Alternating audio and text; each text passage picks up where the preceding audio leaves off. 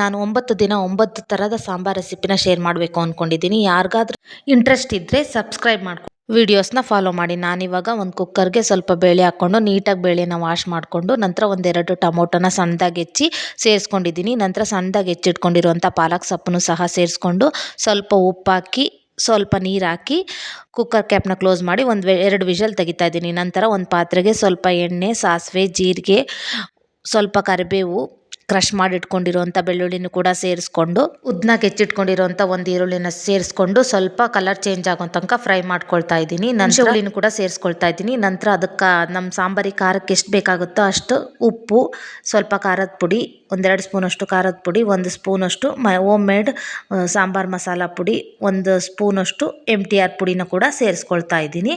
ನಂತರ ನಮಗೆ ಎಷ್ಟು ಬೇಕಾಗುತ್ತೋ ಸಾಂಬಾರು ಆ ಕನ್ಸಿಸ್ಟೆನ್ಸಿಗೆ ತಕ್ಕಂಗೆ ವಾಟರ್ ಸೇರಿಸ್ಕೊಂಡು ತುರಿದಿಟ್ಕೊಂಡಿರೋ ಕೊತ್ತಂಬರಿ ಸೊಪ್ಪನ್ನು ಸಹ ಸೇರಿಸ್ಕೊಂಡು ಬೇಳೆ 2 ಬೆಂದಿರುತ್ತೆ. ಆ ಬೆಂದಿರೋ ಸೊಪ್ಪು ಬೇಳೆನೂ ಸಹ ಈ ಮಸಾಲೆ ಒಳಗೆ ಆ್ಯಡ್ ಮಾಡಿಕೊಂಡು ಚೆನ್ನಾಗಿ ಒಂದು 5 to 10 ಮಿನಿಟ್ಸ್ ಚೆನ್ನಾಗಿ ಕುದಿಸ್ಕೊಂಡ್ರೆ ಬಿಸಿ ಬಿಸಿಯಾದ ಪಾಲಕ್ ಸಾಂಬಾರು ರೆಡಿಯಾಗುತ್ತೆ. ಮುದ್ದೆ ಜೊತೆ, ಅನ್ನದ ಜೊತೆ ತುಂಬ ಟೇಸ್ಟಿಯಾಗಿರುತ್ತೆ. ಟ್ರೈ ಮಾಡಿ. Thank you.